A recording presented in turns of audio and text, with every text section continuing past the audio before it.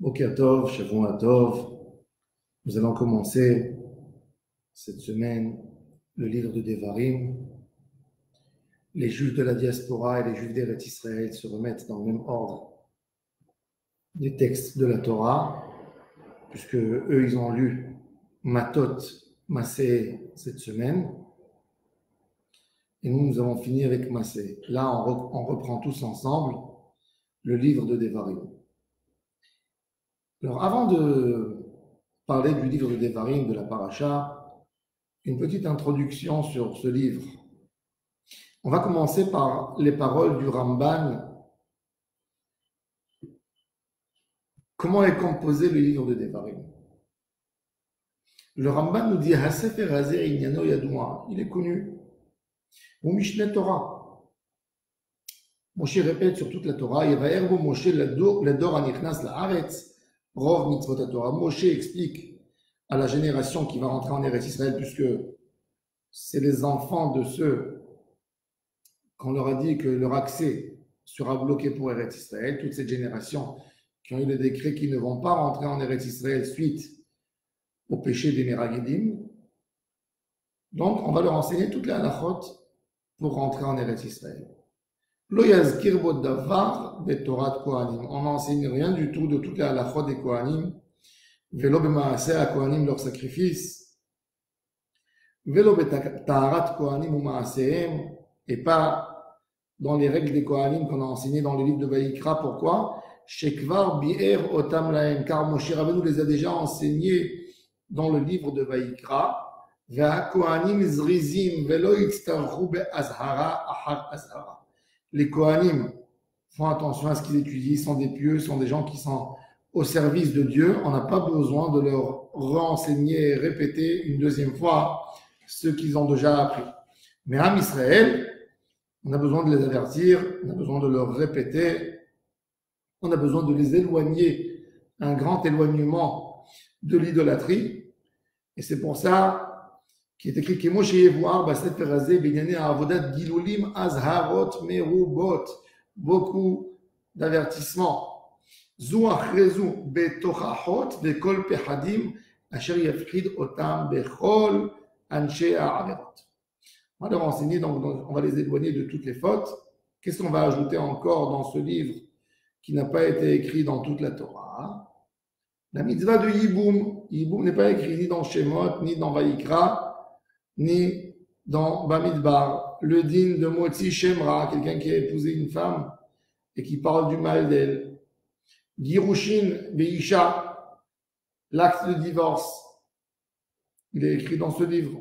Edim Zomemim, des témoins, des faux témoins qui ont témoigné un faux témoignage sur quelqu'un, leur pénalité, leur punition.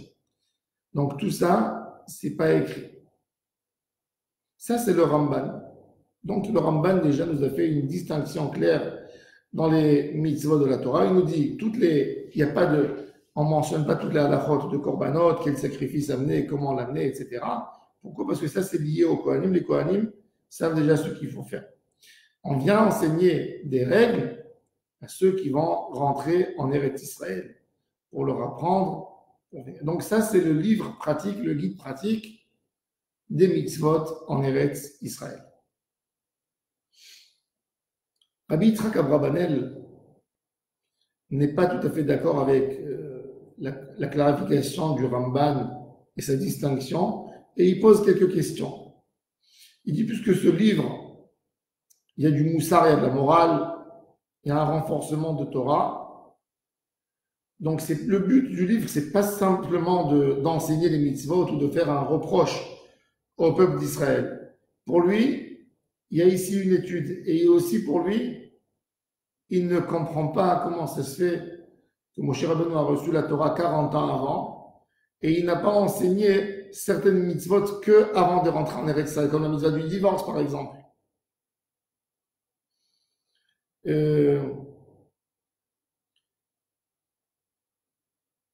Il dit par exemple la mitzvah de Nesachim, c'est une mitzvah qui n'est pas liée. Dans le livre de Vaïkra, on a beaucoup de mitzvot qui sont faits uniquement en Eretz Israël, et on ne les répète pas dans cette paracha.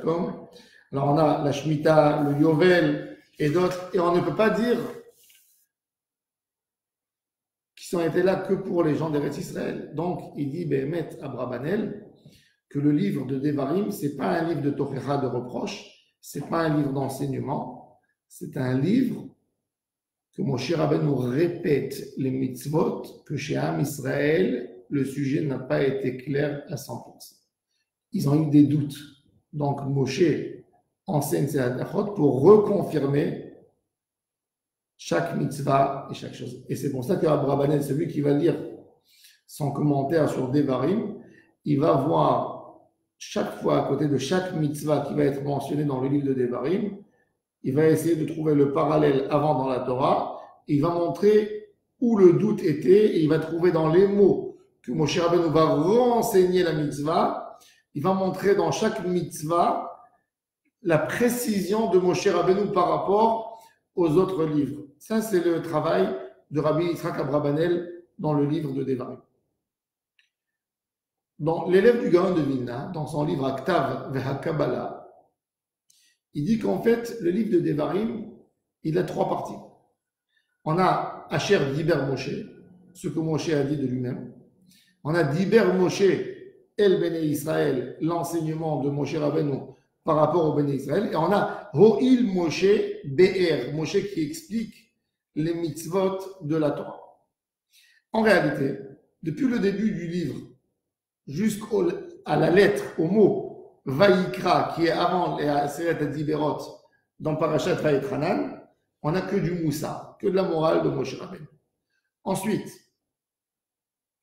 et sur ça, c'est écrit Asher Diber Moshe, depuis Vaïkra de Parashat Vaïtranan, jusqu'à Oberachot et Okelalot de Kitetse et Kitavo sont des mitzvot, c'est Asher Diber Moshe, El Bene Israël. Et après, jusqu'au moment où c'est écrit Ba'er et Tev Vaïdaber, ça c'est les brachot et la séparation de Moshe Rabbeinu du peuple d'Israël. Donc on essaye d'expliquer un peu l'idée du livre de Devarim. Rabbi Yaakov de Douvna, le Magui de Douvna, nous témoigne dans son livre Ohel Yaakov qu'il a posé la question au Gaon de Vilna, quelle est la différence entre le livre de Devarim et les 4 livres d'avant? Les 4 livres, Bereshit, Shemot, Vaïkra, Bamidbar, Devarim, Bamidbar.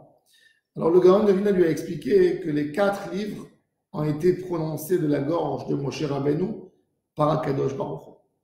Par contre, le livre de Devarim, il a un titre de livre comme un prophète qui vient enseigner quelque chose au peuple. C'est-à-dire, on lui a donné une mission et dans ses mots, il essaye de transmettre ce qu'on lui a dit. Les 4 premiers livres, la bouche de Moshe Rabbeinu était ouverte avec la force d'Akadosh Baruch Hu qui parlait de sa bouche. Le livre de Devarim, c'est un témoignage, c'est un enseignement qu'Akadosh Baruch Hu a enseigné à Moshe, que suite à cet enseignement, il va le re-enseigner à Am Israël. L'éditeur de ce livre, il cite, il montre une comparaison au Maharal de Prague, qui dit dans Tiferet Israël que Moshe Rabbeinu, il a dit de sa bouche, dans sa formule, de la manière que lui a formulé les textes de Devarim. Dans les drashot du Rabbi de Lubavitch, il cite une Gemara, Rashi dans le traité Megillah, qui nous dit que dans les 4 livres, Moshe était un émissaire. Bereshit, Shemot, Vaïkra, Bamidbar, Moshe est un émissaire d'Akadosh Baruch Hu.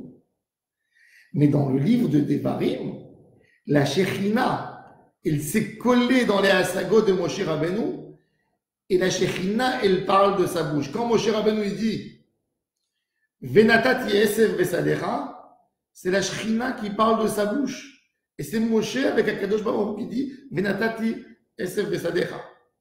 Dans ça, quelque part, on a cette participation du tzaddik avec Akadosh Baruch Hu.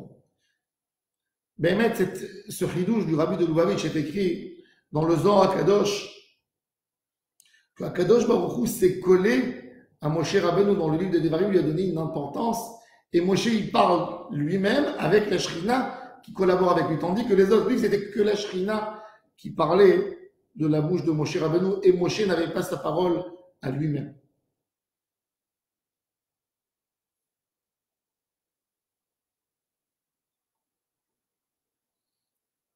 Or, Chaim Akadosh, lui aussi, il ajoute un point.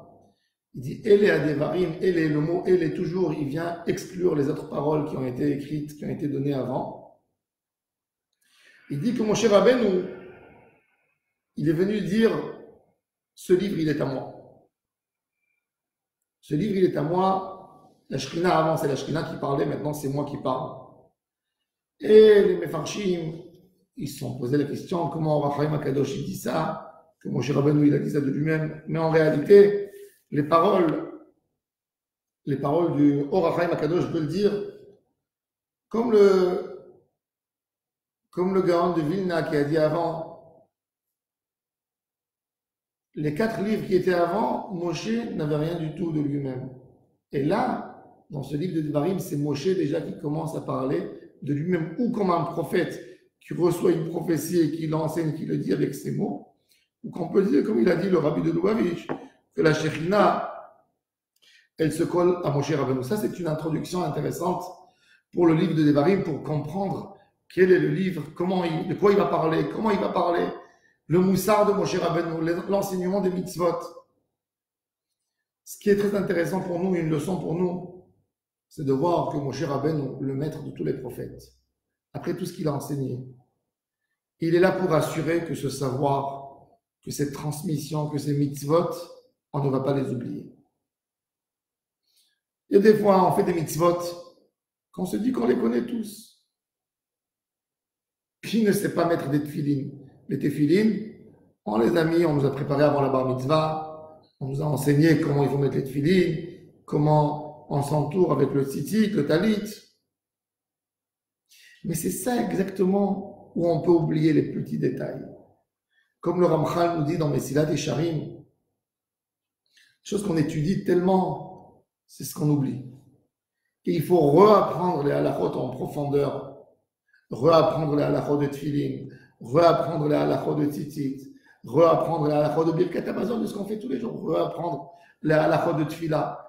Parce que dans cet endroit où tu penses que tu sais, c'est là où tu peux oublier. Et c'est pour ça que Moshe Rabbeinu reprend des mitzvot que quelque part c'est banal. On a déjà appris ça, on les a déjà fait, et il reprend. Il veut s'assurer à 100% qu'on n'oubliera jamais la Torah. Le but de Mishneh Torah, c'est de s'assurer, de faire tout qu'on n'oubliera jamais la Torah.